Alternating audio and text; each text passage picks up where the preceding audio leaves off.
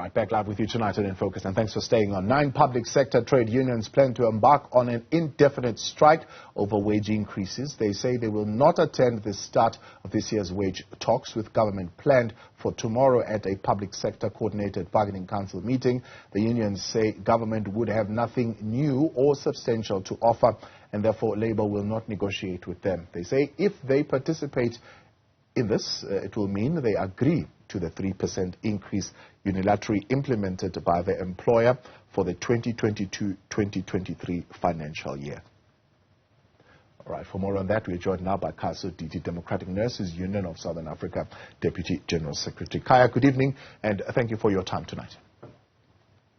Good evening, Tawa, and good evening to the viewers of Newzroom Afrika. What does this mean? Does this mean you are abandoning the bargaining council platform in terms of negotiating for the following years that come after this financial year? No, not at all, Tawa. What we are trying to do, we are trying to correct what has been done wrongly by the state for the previous years. If you remember, for the past 3 years, we have been seeing onslaught and undermining of collective bargaining by the state or by the employer. So we're trying to bring back our bargaining power by reminding the employer that we are party to the negotiations. Because as you correctly put it in an introduction, that last year government implemented 3% unilaterally. So it's a serious attack to the bargaining, collective bargaining. So what we're doing now, we're demanding our space, our rightful space in the collective bargaining. So we're not leaving the bargaining forum, but we want the employer to take us as seriously as a party to the process. So what process are you currently engaged in with some of your members? You're going there to get a new mandate? No, there's no new mandate, Tabo. The mandate we got is from 2022-2023 salary negotiations, the 10% increase. Of course, we said last year already that we are open for negotiations. But while we're still busy in the process of negotiations, we're at the dispute level. The employer decided to arrogantly to implement the 3% unilaterally. So that's where we are. So there are no new demands until that dispute is attended to. Because remember, employer ran away from dispute process by implementing the 3% unilaterally while we're still engaging. So we're still part of the bargaining processes.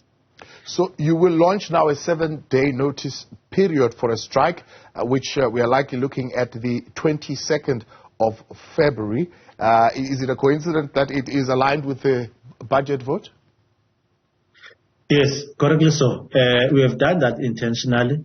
We want on the 22nd of February to send a message by protesting where the Minister of Finance will be delivering the budget speech. And then at the same time, on the same day, we're going to issue a 7 notice to the state of the indefinite strike. So yes, we've planned it that way. Of course, the classification of certain sectors as essential service and therefore may not legally go on strike will come into effect here, because I see it's police, it's emergency personnel as well that are going to be involved, it's nurses that are going to be involved. How are you going to be navigating that? Our government has been playing tricks with us for the past 10 to 15 years. When we're looking for what is called minimum service level agreement. Because remember, in terms of our laws, labor laws, each and every employee, whether essential, we are entitled to exercise your right by embarking on industrial action. But those who are declared as essential, they must enter in agreement, what is called minimum service level agreement, or what you call it, skeleton staff.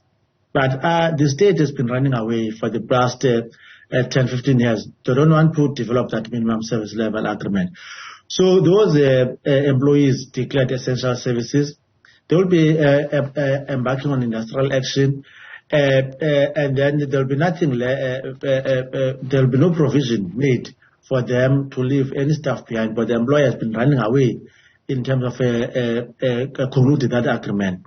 So yes, those employees have been declared essential, but the same law says that once you declare employees essential, you must have a provision in place, so a minimum agreement, so that they can be able to exercise their rights, so that those who go on strike, there'll be a minimum or skeleton staff left behind. But the employer has been running away from that. So it is not the fault of the unions, nor of the employees, that they are going to be embarking on industrial action as declared essential services.